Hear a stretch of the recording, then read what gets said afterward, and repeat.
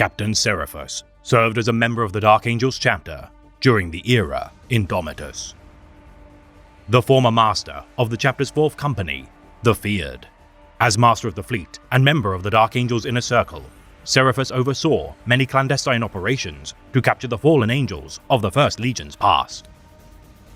Charged by Supreme Grand Master Azrael to conduct a mission within the Califrax cluster intended to locate such a renegade, this sector of space had been cut off from the wider Imperium since the days of the Horus Heresy. Safe passage now providing an opportunity to breach its surrounding warp storms. Records within the vaults of the rock documented a great battle between the Dark Angels and Iron Warriors had been waged during the Great Civil War within the system. The Fourth Legion, said to have snuffed out millions of lives using a psychic weapon of catastrophic power. Its destruction had wrought the warp storms, which for millennia had encircled the system. Observed by Interrogator Chaplain Alpheus, upon the world of Exirion, Seraphus ordered Strike Force Lion's Blade, comprised of Brother Baltus, Phaedus, and Saberius, led by Sergeant Calidius, to make planetfall via drop pod assault. Gathering reconnaissance information, the Astartes felt chaos spawn on the surface before delving into the tunnels below the Dead Hive, finding inhabitants who had survived below the notice of the maddened hordes above. The Iron Warriors warband of Chaos Lord Chorus arriving in orbit of the planet. Their makeshift asteroid bombardment missile of debris collided with the hive above, as Seraphus ordered a full-scale deployment in response. Knowing the Iron Warriors to seek something valuable, Seraphus's company, aided by elements of the Deathwing and Ravenwing, would deny them their prize. Beginning the Second Battle of Exirion, once more the ancient feud begun on this ravaged planet resumed. Interrogator Chaplain Alpheus's efforts to bring Imperial Knights of the neighboring world of Tinteroth, supporting the second wave, led by Sergeant Estrail. As the war on the surface waged, Strike Team Lion's Blade located a mysterious orb, which the Iron Warriors sought. Their breach of the tunnels below, forcing Brother Baltus to activate the artifact as the final order of Sergeant Calidius. The resultant explosion, slaying all civilian life and much of the armies on the surface. Seraphus withdrew what he could, as many of his men were vaporized, with no hope of retrieving their gene seed. Redeploying to the planet of Quintus, reports of Xenos vessels within orbit were too small to be an expeditionary force, but regardless, demanded investigation.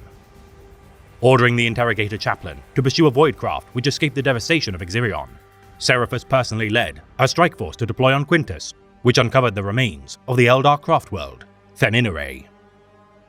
The Eldar Harlequin's reactivation of the craft world systems, awakening dormant Necrons below the planet's surface. Scout Sergeant Andros ordered his subordinate, Nephrium, to relay word to the 4th Company Command as his squad delayed their advance. Advised by Techmarine Laraphael that they lacked the ordnance to quell the Necron threat, only the overloading of the sundered craft world would provide an adequate payload. Deploying his men as Harlequins attempted to ambush Seraphus's position, Necrons joined the fray as a clandestine Inquisition strike force, led by Inquisitor Astor Sabathiel, investigated signs of heresy perpetrated by the Dark Angels Legion within the nearby forests. Allowing a chance for Techmarine Laraphael to detonate the craft world, his sacrifice carried the day for the Dark Angels as the catacombs of the Necron tomb were buried and Harlequins scattered. Alpheus and Baltus now returned from their mission as the Dark Angels regrouped. Soon thereafter, 2 Voidcraft of the Inquisition and Grey Knights chapter demanded immediate boarding rights. Inquisitor Sabathiel, bringing her accusations to the Chamber Militant of the Ordo Malleus, Justica Leofric sought evidence of the Dark Angels' heresy as an aside to the growing chaos corruption which they embarked to purge. Denying the Grey Knights their authority, under advisement from Alpheus that persecution of the fallen could not be revealed, Seraphus refused to fire upon the Grey Knights, yet the timely intervention of the Iron Warriors would put an end to tensions between the chapters. A fleet of Voidcraft spilling into the Califrax system.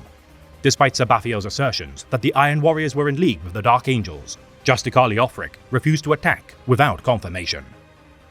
The Dark Angels battle barge firing upon the Iron Warriors, Seraphus ordered Adjutant Sergeant Velaev to lead a boarding mission to breach Sabathiel's ship to uncover the reasoning for her aggression.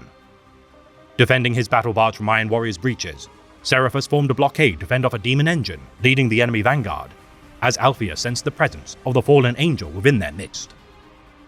The Grey Knights boarding the Dark Angels' battle barge, aiding their might to the purge of the Iron Warriors. Suggestions of an imminent warp incursion prompted a hasty confrontation with Seraphus. saving the life of Sabathiel despite her accusations of treachery.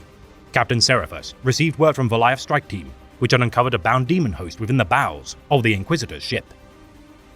Justicar Leofric firing upon Inquisitor Sabathiel for her treachery. As Alpheus sundered the fallen angel renegade, the death of the traitor triggered a rupture in the time-ravaging storm, which engulfed the Pandrasar system.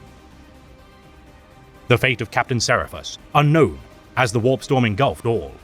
His duty to preserve his chapter's honor, secrets, and survival are a testament to the resolve of the Sons of the Lion.